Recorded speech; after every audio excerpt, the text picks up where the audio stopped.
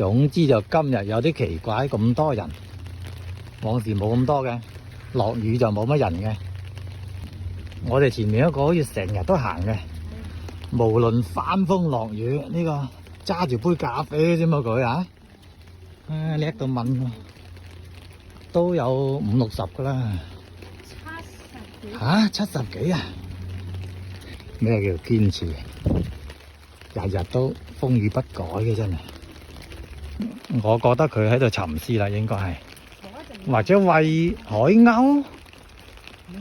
前面嗰兩個一把遮啫喎，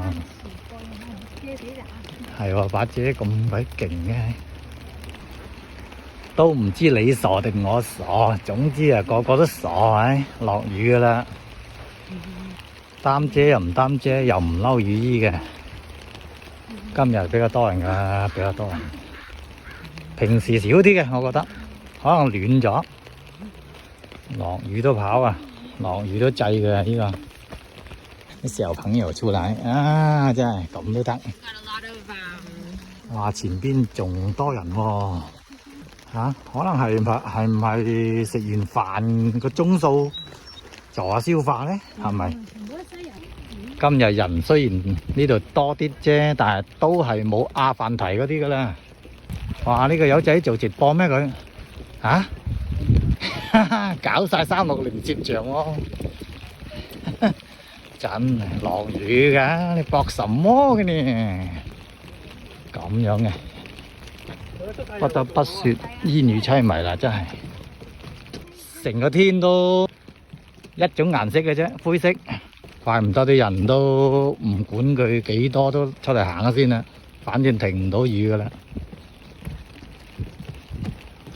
濕晒身噶啦，呢啲已經佢唔擔遮點解？真係唔明咯，反正好多唔明咯，咁多人唔中意擔遮嘅真係。碼頭嘅終端係咁噶啦，呢度係有堆啦，阿凡提就啦。哇！有人喺度捉蟹，有乜收成啊嘛？落雨也不怕，落雪也不怕，反正就呢啲唔係雨衣嘅，一樣濕噶。其實無懼風雨就係咁噶啦。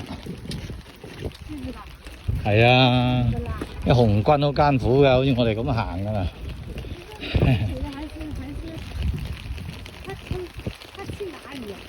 唉，真係搞笑啦！